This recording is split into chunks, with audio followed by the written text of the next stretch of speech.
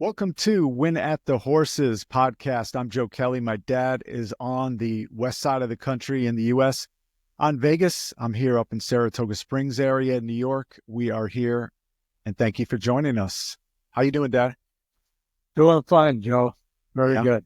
We've got a little bit of Saratoga weather today. It's raining all day. It was supposed to snow, but that's it. Didn't get cold enough for that. Yeah, we had ice and snow last night. A lot of ice, so Yeah. we're staying inside. Inside. Yeah, doing the podcast. But I did get my tickets for the Belmont and the July 4th festival.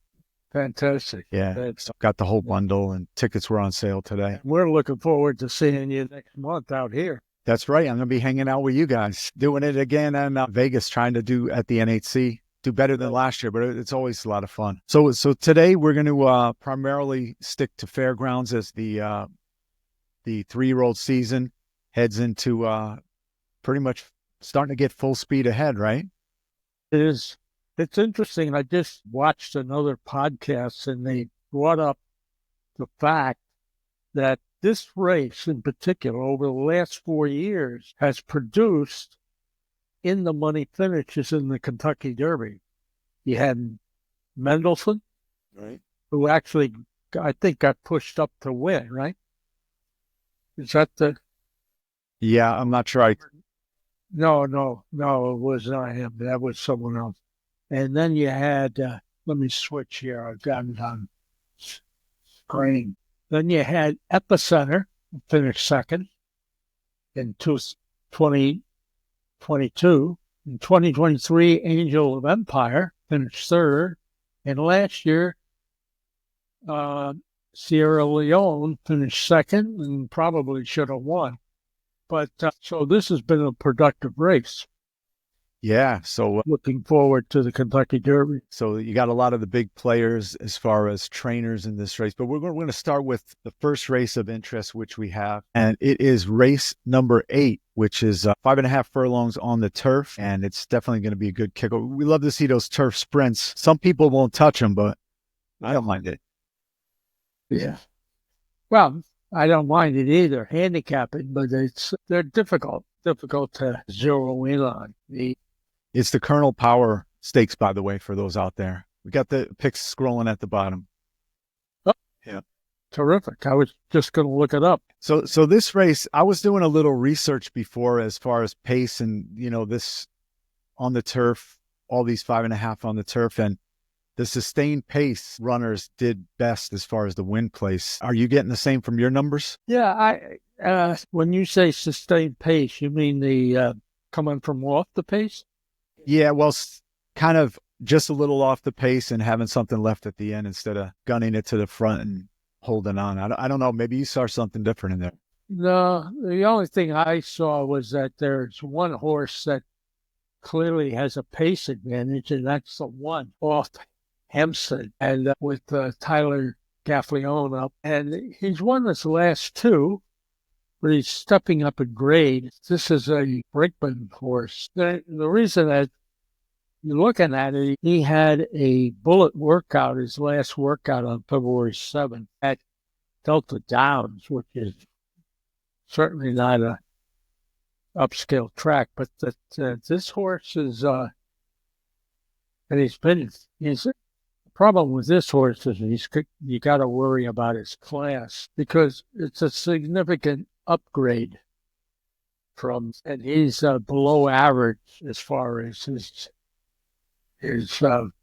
genetic background is. I would say it's below my numbers. It's below 50. So you got to question whether he's up to he's certainly got the speed, but he may not be up to the task as far as the class goes. The horse we picked was 7.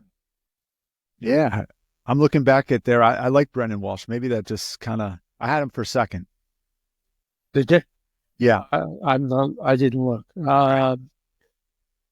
Yeah, I mean, this horse is a dead closer. I mean, he comes from way off. So, and 5.5 furlongs, to me, there's a lot of difference between 5.5 and 5 furlongs. Mm-hmm. And this horse has won his 5.5 furlong race at Churchill Downs, so that's good. But he's certainly a good horse. The horse you picked is also a factor. He hasn't won at 5.5 furlongs. That's why I didn't have him on my list. Still there? Yeah. Okay. Where you looks like you're running around. Are you doing your exercises or what? No. We just had a little machine go haywire as far as everything like that. Yeah. Who else in this race are we talking about? Well, I had the actually the three on top, and you had the 7 to win. I had that for second, but let me look over here. I think Mr. Vaughn is training. Yeah, Eddie Vaughn shipping in last race to Churchill Downs, so had a pretty good layoff. Not exactly on the win, has run twice, but I saw as far as the pace goes, and I'm looking for kind of an upset in this one. Is it? The Hom. He had a bull of work on January 5th at TTC. That's one of those workout Kentucky, right? Yeah. Yeah, he's 3 wins for 17 starts, and he's off the pace. He'll come from a little bit, he'll be up closer to the lead than my horse, but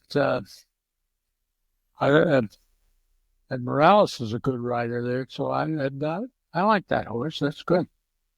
Good pick. We'll see. You also had the 2, right? Yeah, the 2, right.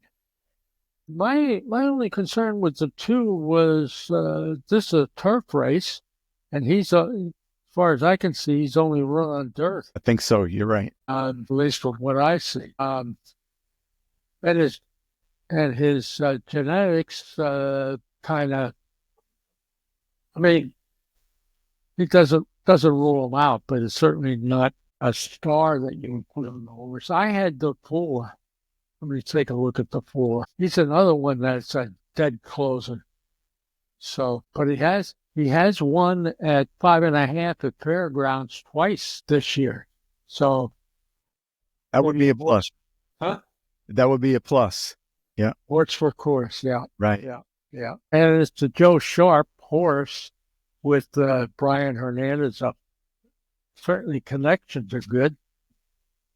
So, the problem, I didn't have when I made my picks, and I'm sure you did, we didn't have the morning line. It's now up at my site, and this horse is 8 to 1 on the morning line. And your horse, the 3, is also 8 to 1. And the 7 is 12 to 1. So we're picking long shots. Let's see who's the favorite here. The favorite is lukewarm 7 to 2, and the 6, Madame Muse. So a Mott horse, and he's going to be early presser, and certainly has the endurance. He's coming out in a mile race, and he does have a win at 5.5 at Saratoga. In any event, so we covered that one pretty good. Yeah. Probably more than we should. Go ahead. How about race? Sorry about the technical thing. I got it worked out. No problem. Yeah. Race 9 is 1 mile and 16th, which is on the dirt, and it is a maiden race. Got our picks down below. You like the 2? Yeah, we're pretty much in every race. We're rolling with different horses. So talk about your top pick in this race. I like this. Well, obviously it's a maiden race, so he's only run 3 times, finished 3rd once.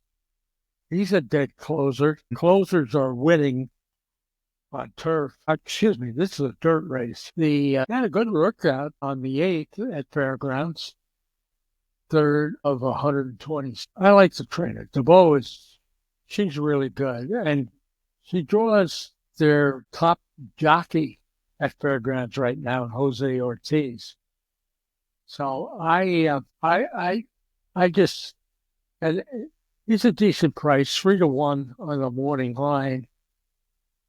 my program says fair odds are 5-2. So he's a definite candidate. Who'd you have? Number 5, Yinzer, West Point Thoroughbreds. Keith Asmussen, riding well. He's the apprentice of the year.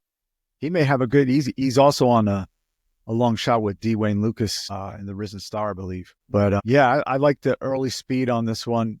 Last race was, it was on the slop, but second time blinkers, second time LASIK, and father-son going right there.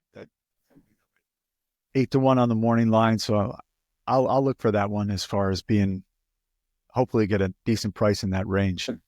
Good. But yeah, Cherie DeVoe and Ortiz.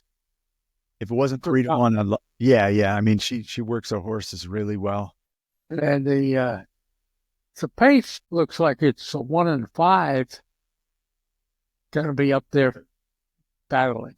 Mm-hmm. Not extremely hot, but then you had the 2.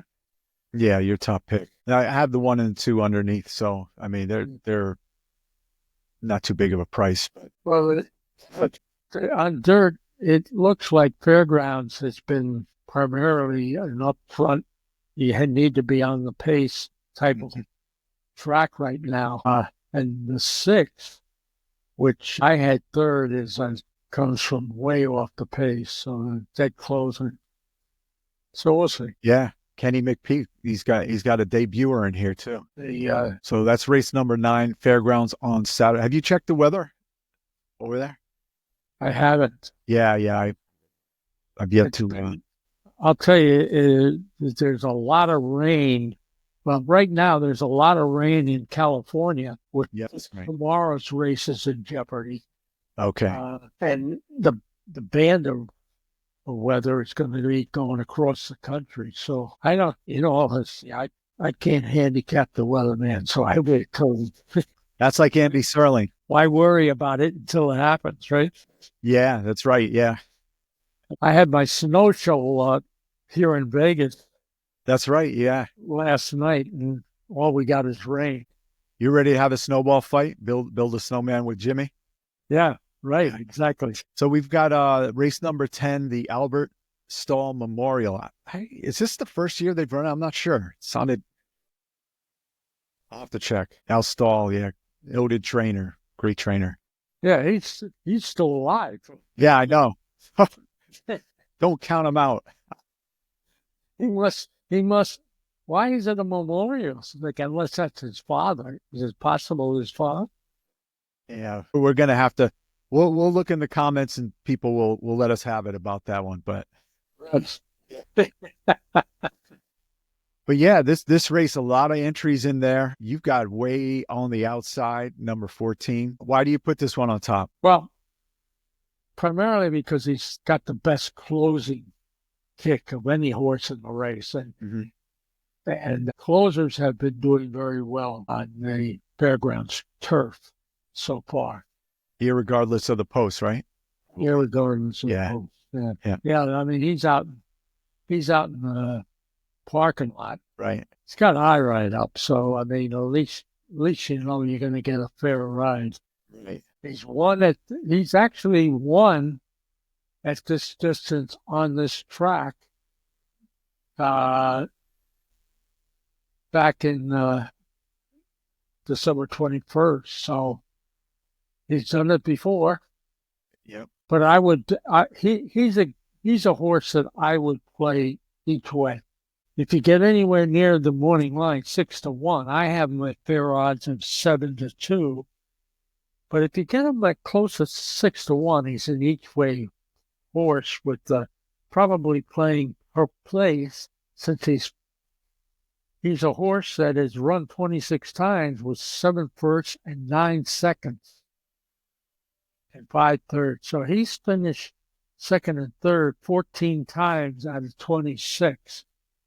So he's done better than half of his races have finished in the money there. So if he works out the trip, I mean, he's going to have to work out a trip. I mean, you got to get close to 6-1, or play the place heavier, or as a underneath horse. Yeah, I've got number 2 Ghostly Gal with the Catman, who's had this horse in the barn for over a year and has had success on the turf. I mean, 6 out of 7 in the money, 4 wins out of 7 tries on the turf, win at the distance. Hasn't run at Fairgrounds, but Wayne Catalano, he's a terrific trainer. Yeah, he's got merit. Certainly a horse. My fair odds were at the morning line, 12-1, which is probably why I didn't put him on. But he's finished in the money. What's that? 12 out of 17 times. That's a horse you can key on. And horses like this are good to key in the trifectas. Key, box. And then if you can find 3 other horses to go with them for $9, it's a good bet. Yeah, second time Lovenberry gets aboard. So, I thought that one was this interesting. So this is going to be a race. Yeah, very competitive. Yeah. Who else did you have? Anything else? Yeah, I'm going by it. You had the 9. I had the 9 in there also. No, I didn't. Champagne Rose. So this horse likes to win. So you can't dismiss that. His only loss is was in the slop, so you could toss that out. Yeah. Has run well, out in Brazil on the turf and was intended to go in January, but it was raining. So, yeah, that would definitely be a long shot. So I'm kind of looking at some prices in this race. He doesn't like wet. Yeah, that's right. Yeah. Coming out of the same races as the 2. So, yeah. For second, the number 6 joined the dance with, going to be prominent on the pace and 4 out of 5 at Fairgrounds. So, my program didn't like him at all. He had him in the morning line 8-1, and fair odds on this one was 15-1. So that's why he's going to be, near the front. Yeah. So, if he's 8-1 or higher, you certainly want to keep him in mind. It has a tendency to finish second and third. Yeah. So that's something to keep in mind. I also had the 5, Nanda D. Yeah. Yeah. Ignacio Corres and your guy, Jose Ortiz. Jose. Yeah. Second time in the U.S. He's another one that likes to win races. Wow. Yeah. You're not kidding. So it's a horse that the morning line is 7-2. My fire odds say 6-1. So if you're close to my odds of 6-1, he's certainly a candidate. I think at 7-2, the morning line, I'm not sure whether I'd include him, despite Jose being on. Well, hopefully there's some cooperative weather out there and it remains on the turf with that many horses. It should be pretty good. So let's move on to race 11, another race on the dirt, mile and 16th. It is a grade 3 mine shaft stakes for 4-year-olds and upward. And this one has some sharp trainers. All the good trainers are heading out for this one. So let me get our picks up here as far as race 11. You've got 7-5-4. I have 1-8-4. Let's go with you first. Number 7. I'm pulling up the past performances right here. Batten Down, Juddmonte horse. Your top pick, right? Yeah, I had him on top. The fair odds I had was 7-2, and the morning line is 4-1. Okay. Well, again, this horse has been working very strong at Payson in Florida. He was first out of 48 that day. So there's no question the horse is ready to run. The last 2 races, he's been the favorite. He won one and lost the last one by 5.5 lengths as an odds-on favorite. So I would insist on getting as close to 7-2 or higher and not go below that, with this horse. You had Yeah, I've got the one. I'm looking again over it. I'm not exactly sold on why I like Phil Bauer as far as different routes. Yeah. I'm a little leery first time blinkers at the age of 6. I don't know. What do you make of that? I think a better statistic, overall statistic, is blinkers off, not blinkers on. Right. But, they look at, he is, I guess they're looking, he's not really finishing his races all that well. He did back on the November 20th, but his other races, he's kind of looks like a horse that's basically one pace. Yeah, this one had a couple sharp works going in there, but I guess I have to have faith that Phil Bauer saw something that throws the blinkers on. Right. What's that? I said the connections are good. Yeah. Do you see anything else in that particular race? Well, this 5, I think, was a horse that was well thought of at one time, right? Catching Freedom. Yeah, you're right. Yep. He ran in this race the Risen Star, the big stakes race, finished 3rd. Yeah.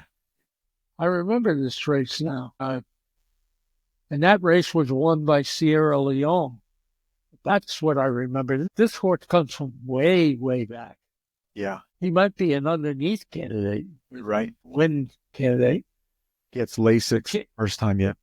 Yeah, you can't fault the connections. I mean, Cox and Pratt are deadly. So yeah. And this horse, did he run in the Derby? Yeah. Yeah. He went off at like 8 or 9 to 1. And he finished only 2 lengths behind, so for 4th. Yeah, he was well thought of, so certainly a class play. Yeah, so this may be one of those getting better as they go into the 4-year-old year. Could be. Yeah. Could be. But in my humble opinion, it looks like a horse that doesn't necessarily break very well, puts him way behind the 8 ball.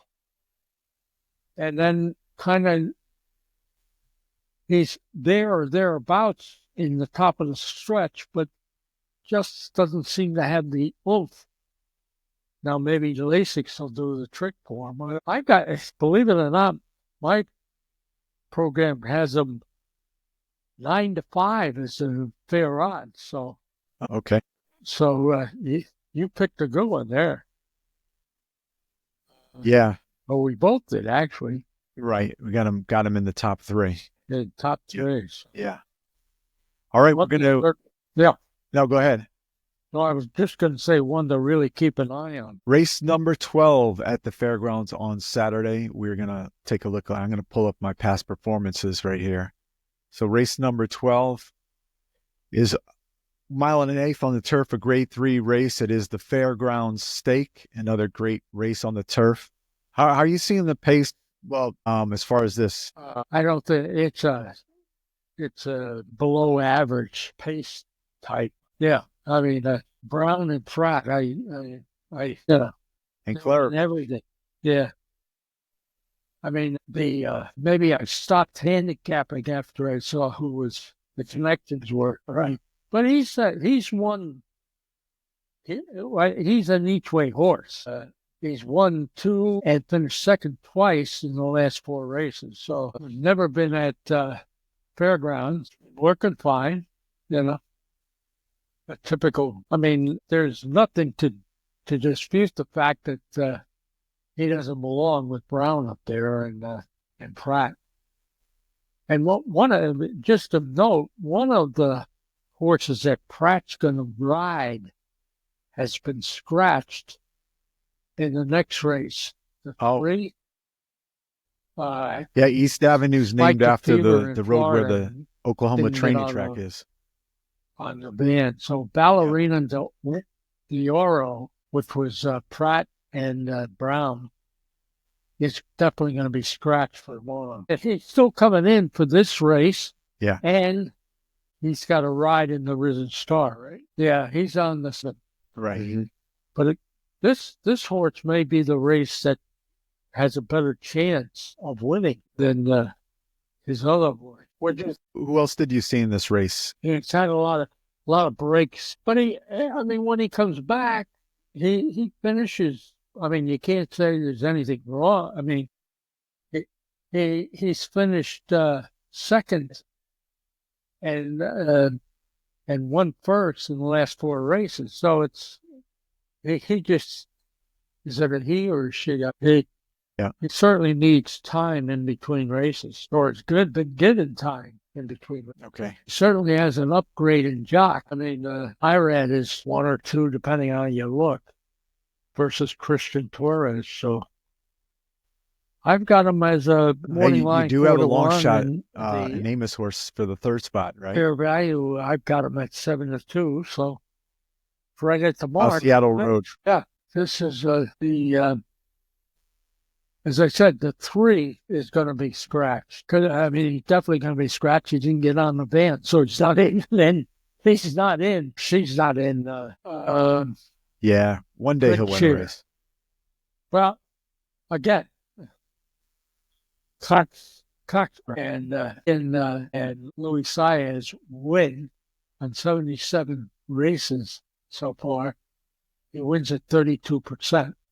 You can't beat that. So. It's going to be a good race and maybe start to settle some things. I have that in this horse 3-year-old picture, which is he's 6-5 on the morning line, and my fair odds have him at 1-2. So definitely a horse to lean on. Yeah.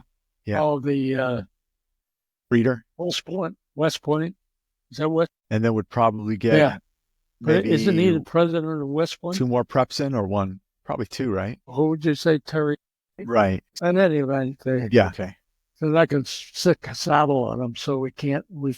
Yeah. My fair odds on that horse, 41. Yeah, I got about 5 minutes that I can talk on that, but that's plenty of room. No. The other horse you said it's a 6. I had this. So maybe I should put genetics on this horse. A little bit on. Good, really good. And you get these young horses who are lightly raced. He's never lost. He's got that Jamie Torres on. Good job. But I'll stick with my 2. I think the 2 is probably, I want to say, the best bet, the most likely winner on the card. And good race, and a lot of question marks in this. I think we both. Did you play the futures? Here. Or just kind of this horse? I've watched several people talk about this race. Now, this horse was odds on in the Breeders' Cup, and then did a header coming out of the gate and just didn't run. They wrapped up on him for another day. He's certainly been working well, consistent. Brendan Walsh is out of 106? Yeah. On horses that have I may have hit it one year, but I can't recall which year it was. He's 17%, which is higher, 4% higher than his overall average. So he does well with this type of move. I mean, the question mark with this horse is a horse that can get the Kentucky Derby distance, 10 furlongs. He's in my programs, he's got the best genetics for running at that distance. So as the distance goes longer, he should, on paper, get better. So take a look. There'll be probably, I think it goes till Sunday night, 6:00 Eastern time or so. Oh yeah. Oh yeah. The Gaffleone is ridden them the last 2 times, won on them. As I said, there's nothing you can say is against him other than the fact that he's going to be very short, 9-5. So you don't want to bet him, certainly to win. He's a horse that you really want to watch because up until Sunday, like as I say, this race has been a good forecast of the Kentucky Derby in the last 4 years. I mean, the horse that won this race has finished first or second in the Kentucky Derby the last 4 years. Whoever wins this race, you got to put them down as you're in the money, certainly in the money prospect for the Derby. Well, the most obvious one. Yeah. What do you? Oh, you don't have the odds right now on the horse D. is the 2. And I'm not sure about that because, again, this horse, as it gets longer, we may find out it really doesn't want anything to do with this. There's, to show you the difference, the 4 at 10 furlongs is on a scale of 100. His background is 99, where this horse is 79. So, I mean that, that and a token will get you a ride on the New York subway. But I'm not all enthralled with my second pick there. Which one? I forgot who. Yeah, and this is a horse that's definitely going to be coming from the back. He'll be dead last in the first quarter. The other horse that's going to be running late will be the 5 Chunk of Gold, and I just picked this horse over. They're both going to be coming from very late. Yeah, if you get involved, follow the odds and maybe give you a little come to a sense of what people are thinking about and maybe where some overlays are. This is a 7. As the attrition starts, right? That's who you picked. This horse, I looked at him just a little while ago. This horse has got 2 bullet works his last 2 races. I mean, he's got that awful Trainer Brown. Wow. On dirt. Yeah.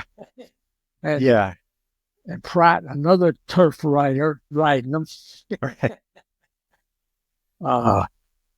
This horse, again, is morning line's 12-1, and my fair odds are 6-1. So half the odds of what the morning line maker thinks.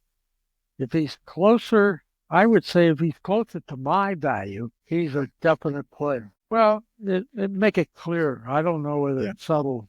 The first two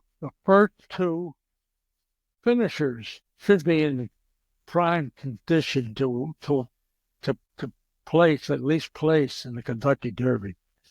I mean, it's been too consistent over the last 4 years, and that's a pretty good sample of.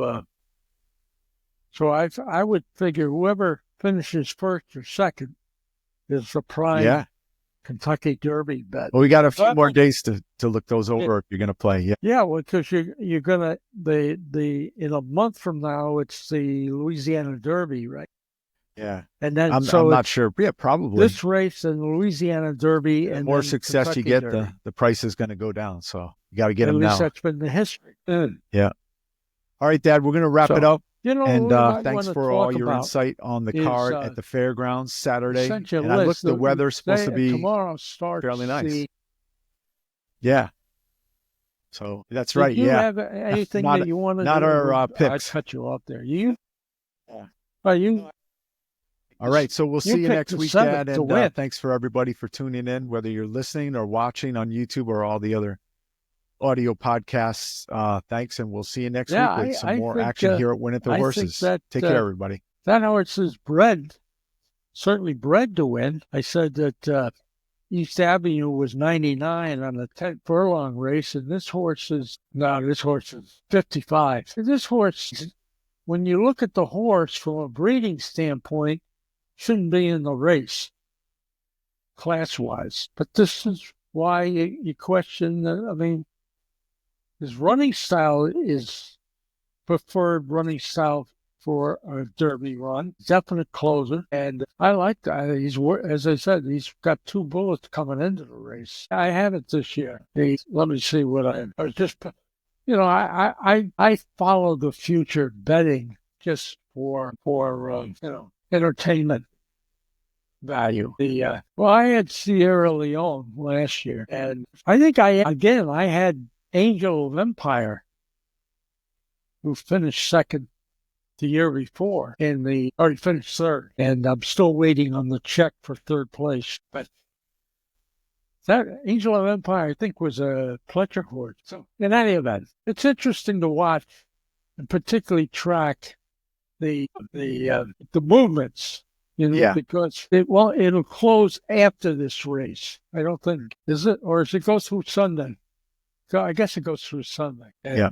Well, just quickly, we should talk about There's an interesting horse for Baffert in that Sunday Sunderland Park race, Getaway Car. And again, this horse this is what I was referring to, where East Avenue's got a 99 genetic for 10 furlongs. This Getaway Car has got 96. So right up there. Well, I have in the odds in the race, hang on. Yeah, I think it's probably up by now. Yeah, he'll be the favorite. He is, I got the whole day. Oh, I'm saying it's all short races the day before. Listen, Getaway Car is 9-5 on the morning line. My fair odds 8-5. Again, it's Baffert, and he's bringing in his number one jockey Hernandez to ride. He's won at the distance. He won or came in second at the distance at Los Altos, which is a bull ring, right? Mm-hmm. So he'll be running a bull ring this day too.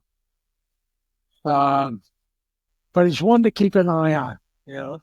Right. Yeah. Right. And, you know, we were talking about the future pool, which opens tomorrow. The 39 horses listed, Baffert's got 4 or 15% of the entire field. But they won't all necessarily run, but let's see, what do they got? Getaway Car is 80-1 on the opening pool. And Baffert has the favorite in the number one horse, Barnes, is 8-1. I thought Citizen Bull is 6-1. Also a Baffert horse. So Baffert has 1 and 2 favorites in the future pool. Barnes. And then the third one, the horse I think out of the horses that Baffert's putting in there is Rodriguez, and he's not even in the top 39. So that's interesting. Huh? Yeah. I mean, you got a lot of time. Not only this pool, but I think they have 6, right? Before the Derby. I think there's 6. Good. So we can blame the weatherman when it rains. Thanks, Joe. Good luck to everyone.